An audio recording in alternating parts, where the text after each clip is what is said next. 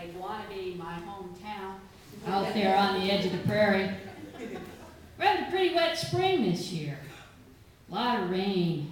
Storms the size of Nebraska coming in from the west.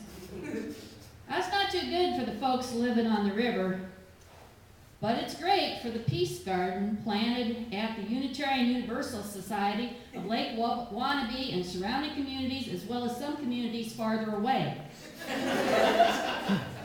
They call themselves UUSLWSCSCFA for short.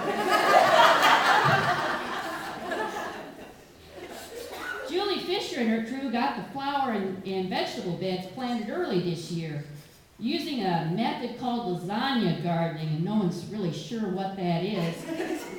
Otis tried to help out by planting a bag of elbow macaroni out there in the rows between the tomatoes and the onions. But Julie explained, no, it's a process, not a product.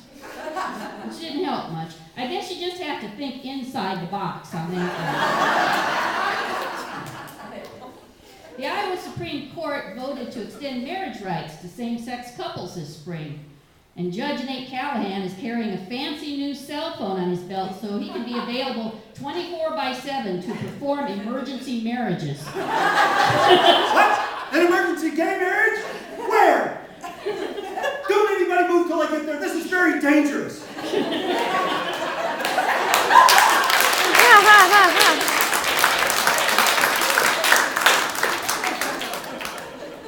And down at the Maid-Right, over in the back booth, Norwegian bachelor farmers Sven and Ollie are seriously thinking of making honest men of each other.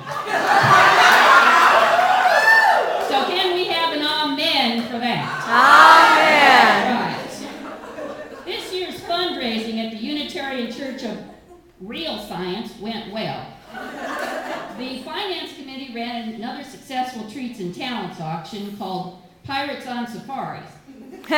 Florence Petrides wasn't there to bid against herself, but they still made a lot of money. The highest bids went to a limited seating dinner of 32 courses, held in a wooded setting with trained birds doing a choreographed dance routine. And next year's theme will be Pirates of the Renaissance, and I need an ARG on that one. ARG! Okay. Meanwhile, at the Souls Are Us Universalist Fellowship, the chili cook-off was a great success.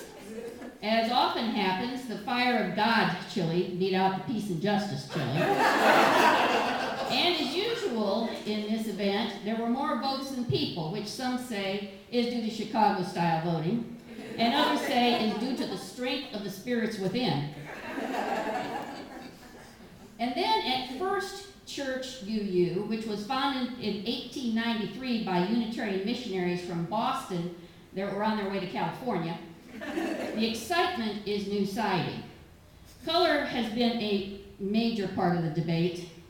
A church flamingo theme of fuchsia eggplant was rejected, as was a heat-sensitive paint that would change colors to reflect the changing patterns of light. Board President Jan Gallagher finally gavelled the whole thing down and was drug off in a straitjacket, yelling, "Brown, I say, just plain brown."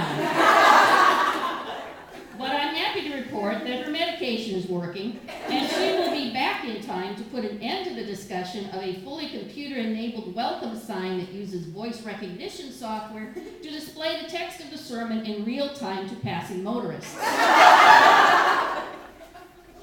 Well, that's the news from Lake Wannabe, where all the women are strong, all the men are good-looking, all the children are above average, and all the churches are UU.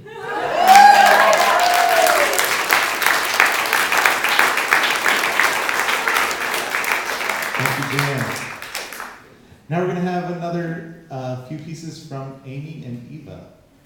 Let me call you sweetheart, and you made me love you.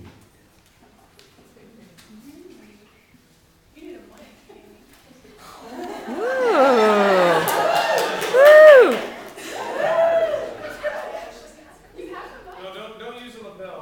That's the problem. That was so fun when it made that loud noise.